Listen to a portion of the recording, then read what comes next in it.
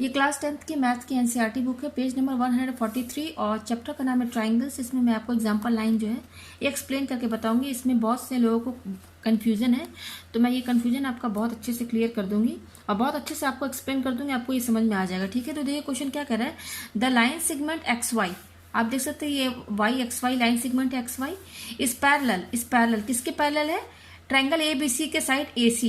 ये देखिए ए बी सी एक ट्रायंगल है, तो इसका साइड, इस ट्रायंगल ए बी सी का साइड क्या है, ए सी। तो ये लाइन जो है एक्स वाई इस ए सी के पैरेलल है। ये सब गिवन है, बोल रहा है। ठीक है, क्वेश्चन अब आगे बोलिए क्या बोल रहा है ये, और ये कह रहा है कि जो and it divides the triangle into two parts of equal areas. इसमें ये कह रहा है कि ये जो लाइन एक्स वाई है ना, इस ट्रायंगल को इसने दो पार्ट्स में डिवाइड कर दिया है इक्वल एरिया में। ठीक है, ये एक्स वाई ने इस ट्रायंगल ए बी सी को दो पार्ट्स में डिवाइड कर दिया है of equal areas, equal area के साथ डिवाइड किया है। ठीक है, तो देखिए इस क्वेश्चन को कैसे सॉल्व करना है और क्या निकालना है हमें, find the ratio of A X upon A B. ठीक है, ये निकालना। देखिए मैं ये किताब से ही आपको बता दे रही हूँ।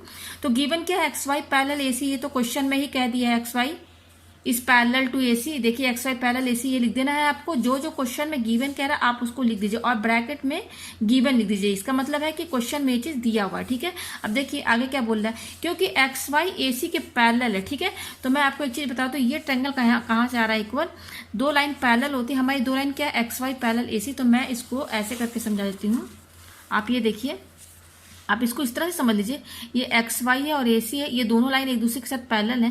तो पैरेलल लाइन होते हैं तो आप जैसे जानते हैं कि ये एंगल और ये एंगल क्या होते हैं, करस्पॉन्डिंग एंगल्स होते हैं, क्योंकि ये पैरेलल है दोनों। मैं यहाँ पर और अच्छे से समझा देती हूँ। ऐसे ये दो लाइन पैरेलल है, ठीक है, ये दो लाइन पैरेलल है। तो ये एक लाइन ट्रांसवर्सल लाइन है कोई, जो काट के जा रहा है इन दोनों लाइन को।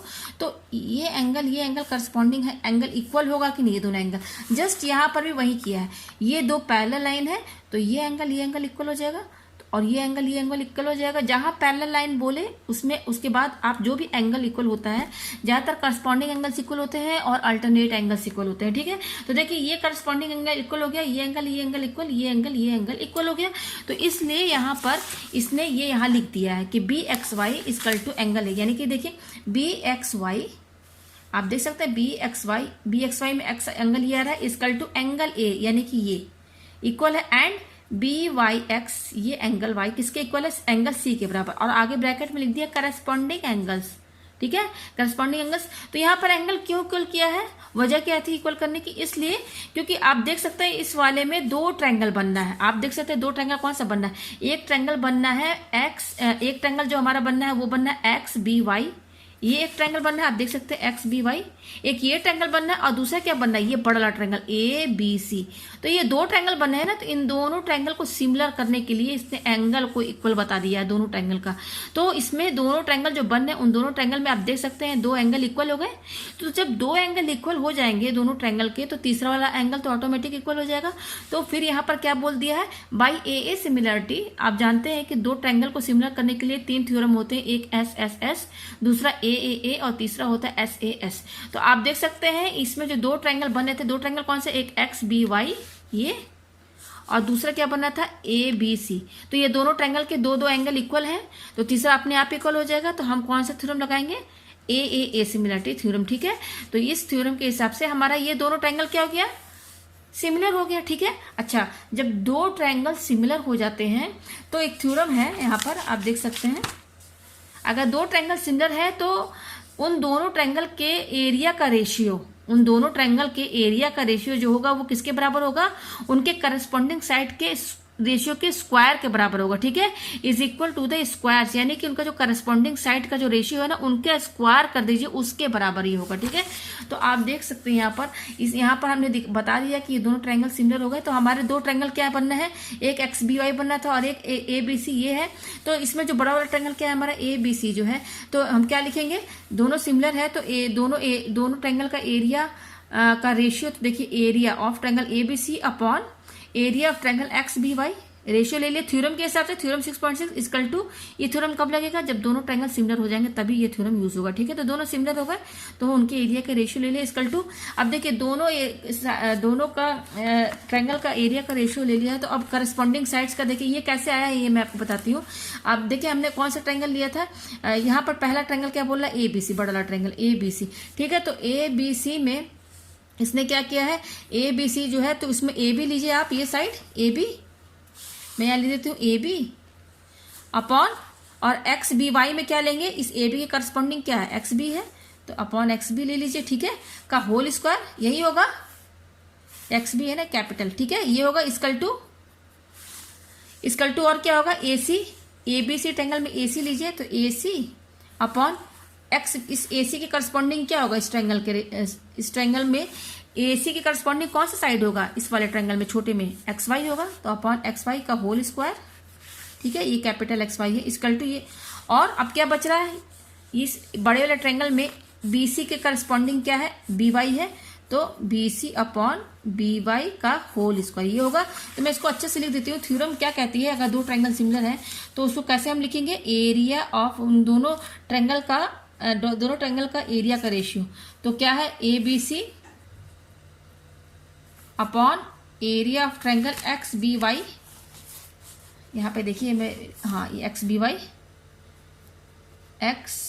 ये था, और ये जो तीनों मैं लेकर आई हूँ AB अपॉन XB का whole square equal to AC upon XY का whole square equal to BC upon BY का होल स्क्वायर। ये थ्योरम लग रहा है, थ्योरम यही कहता है कि दोनों ट्रायंगल के साइड के स्क्वायर के रेशियो के बराबर हो जाएगा, ये मैंने कर दिया। तो इस तीनों में क्योंकि तीनों एक दूसरे के बराबर है, तो इसने इस क्वेश्चन में क्या किया, ये वाला केवल लिया है, सब एक दूसरे के बराबर है ना, तो इसने ये ले लिया केवल ये वाला साइड। क्यों लिया है, क्योंकि देखिए यहाँ से हमें वैल्यू निकालनी है यहाँ पर AX अपॉन AB की, तो वो इसी के जरिए से हमें मिलेगी, तो इसने ये दोनों को क्या कर दिया, इक्वल कर दिया। ठीक है, तो यहाँ देख सकते हैं ये दोनों ले लिया पार्ट। अच्छा, ये टर्म कहाँ से आ रहा है आप ये समझ लीजिए पहले, ये आया कहाँ से है। देखिए ये क्या बोल रहा है कि ये जो लाइन XY है इसने क्या किया है, इस ट्रायंगल ABC को दो पार्ट में डिवाइड कर दिया इक्वल एरिया में। ठीक है, तो देखिए यहाँ पर ये मैं इसको ऐसे कर देती हूँ। अच्छा, आप यहाँ पे देखिए ये ट्रायंगल हमारा क्या है ABC, इस ABC ट्रायंगल में आपको दो चीज नजर आ रहा होगा, एक ट्रायंगल ये नजर आ रहा होगा XBY ये, और दूसरा क्या दिख रहा है, एक क्वाड्रिलेटरल दिख रहा है। ठीक है, इस XY ने इस ट्रायंगल को दो पार्ट्स में डिवाइड किया है ना, तो एक XY के इधर देखिए, इस XY लाइन के इधर साइड देखिए, तो XY के इधर देखेंगे तो आपको क्या दिख रहा है, एक ट्रायंगल दिख रहा है, और XY के इधर साइड क्या दिख रहा है आपको, ये देख सकते हैं क्वाड्रिलेटरल दिख रहा है।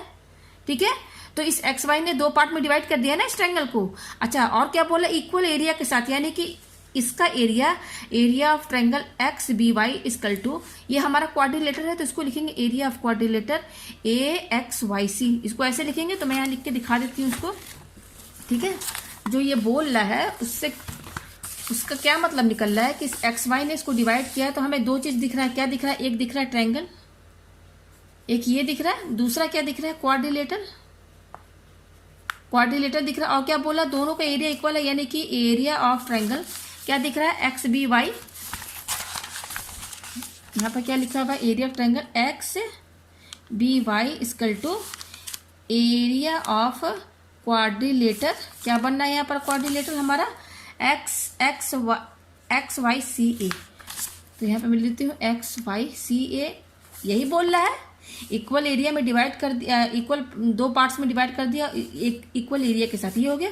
अच्छा, अब हम क्या करेंगे, यहाँ देखिए हम इसको ऐसे लिख सकते हैं, अगर हमें ये बड़े वाले ट्रायंगल का एरिया निकालना है तो ये बड़े वाले ट्रायंगल का एरिया इन दोनों एरिया के सम के बराबर होगा ना, तो हम इसको ऐसे लिख सकते हैं, इसको हम ऐसे लिख सकते हैं,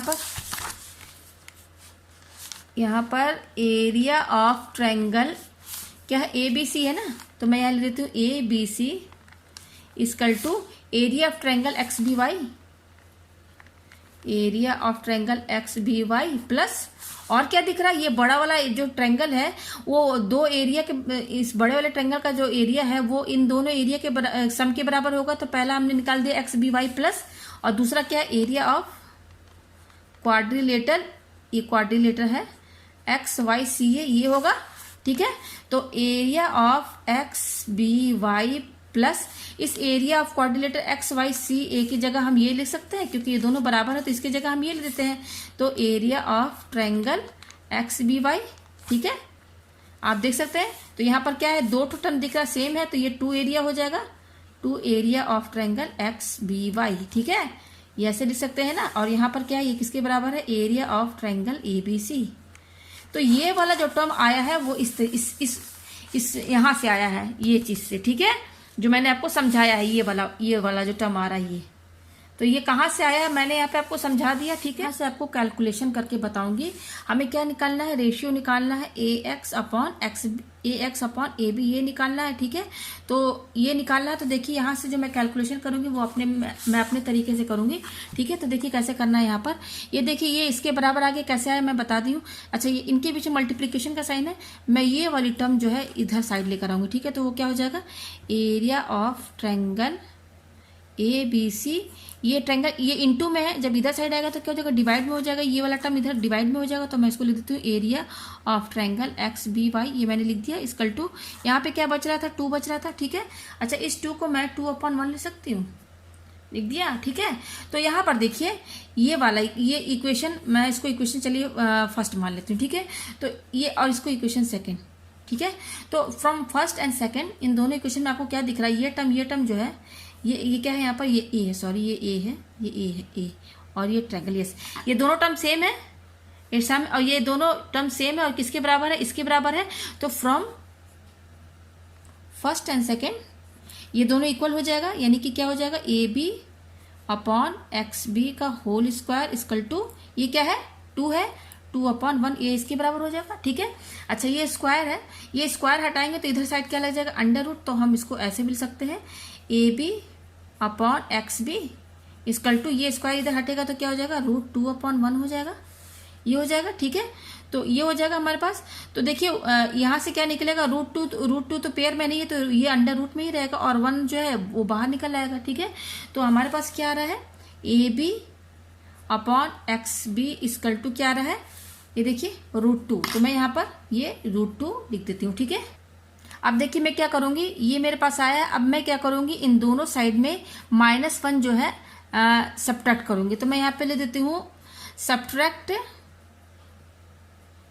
-1, ठीक है, सब्ट्रैक्ट -1 ऑन बोथ साइड, ठीक है, बोथ साइड, दोनों साइड हम माइनस करेंगे, तो हम इसको लिख सकते हैं A B upon X B.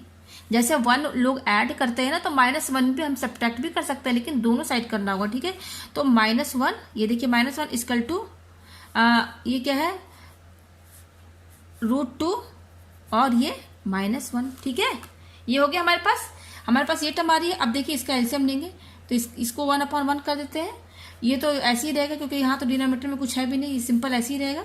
अच्छा, यहाँ से इसका एलसीएम लेंगे तो क्या आएगा हमारे पास, एलसीएम लेंगे तो क्या आएगा, एक्स बी, ये एक्स बी आएगा, और ऊपर ए बी माइनस, और ये 1 से इंटू हो जाएगा तो क्या आएगा, एक्स बी इक्वल टू ये √2 - 1 ऐसे ही रहेगा, ठीक है।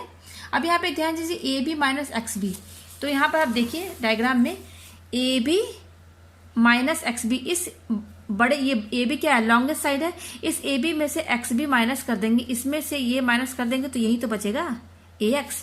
तो इसकी जगह हम क्या लिख सकते हैं, A B minus X B जो है वो किसके बराबर है, ए एक्स के बराबर है। तो मैं यहाँ पर क्या लिखूंगी, ये जो है किसके बराबर है, ए एक्स के बराबर, ए एक्स अपॉन ये क्या है, एक्स बी, ये आ गया इक्वल टू √2 - 1, ये आ गया हमारे पास। अब देखिए क्या करेंगे, इसका आप जो है रेसिप्रोकल कर दीजिए, ठीक है। क्या करेंगे, रेसिप्रोकल ऑन बोथ साइड, तो यहाँ पे मैं लिख देती हूँ रेसिप्रोकल ऑन बोथ साइड, ठीक है। तो रेसिप्रोकल कर देंगे तो ये क्या हो जाएगा, इसको /1 लिख देते हैं, ठीक है।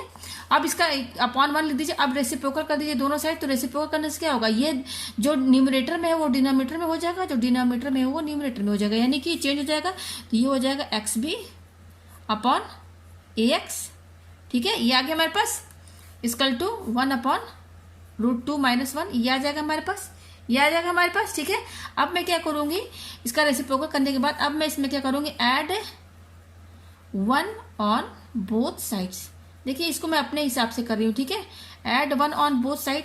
तो देखिए ऐड करेंगे तो X B upon A X +1 equal to 1 upon √2 minus 1 plus 1, दोनों साइड 1 ऐड करेंगे, ठीक है। अच्छा, इसको 1 अपॉन 1 लिख सकते हैं, कोई फर्क नहीं पड़ेगा, यहाँ पर भी लिख सकते हैं, ठीक है। अब एलसीएम लीजिए, तो एलसीएम लेने पर क्या होगा, ax, और ये क्या हो जाएगा, xb, और इसमें ax इंटू हो जाएगा, तो ये ax हो जाएगा इक्वल टू, उसी तरह से यहाँ पर भी एलसीएम लेंगे तो √2 माइनस 1 और 1 प्लस यहाँ 1 से ये टर्म इंटू हो जाएगी, तो क्या आएगी, √2 माइनस 1, ये आएगा हमारे पास। तो ये -1 और ये +1 कैंसिल हो जाएगा। अच्छा, ये है xb प्लस ax, तो यहाँ पे देखिए xb प्लस ax किसके बराबर है, ये देखिए xb है और क्या है, xb प्लस ax, यानी कि xb प्लस ax, ये दोनों जोड़ेंगे तो ये किसके बराबर होगा, ab के बराबर होगा। तो मैं इसकी जगह क्या लिखूंगी, ab, तो ये हो जाएगा ab upon ax equal to, ये 1 1 कैंसिल, तो क्या रहा है, √2 बच रहा है अपॉन √2 माइनस 1, ठीक है, ये आ गया। अब इसका अगेन रेसिप्रोकल करेंगे, तो रेसिप्रोकल करेंगे तो ये सब ऊपर नीचे हो जाएगा, तो ये हो जाएगा ax अपॉन ab, ठीक है, और ये भी रेसिप्रोकल हो जाएगा, तो √2 माइनस 1 अपॉन √2, ये आ गया।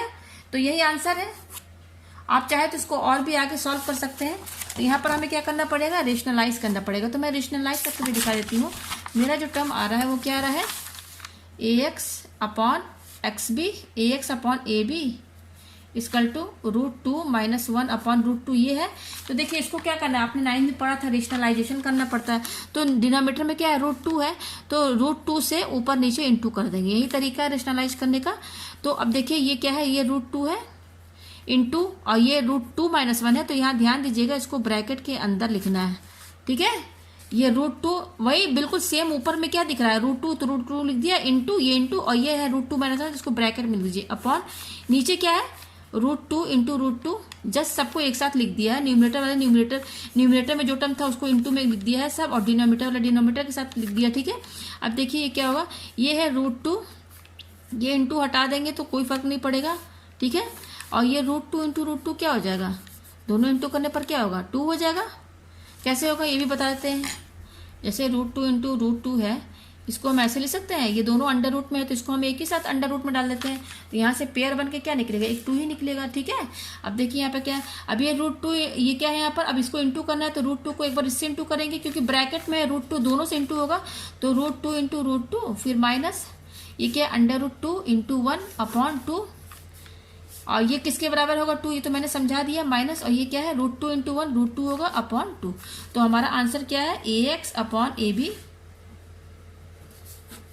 यही रेशियो है, इसकी वैल्यू ये आ रही है। तो मुझे उम्मीद है अच्छे से आपको ये समझ में आ गया होगा।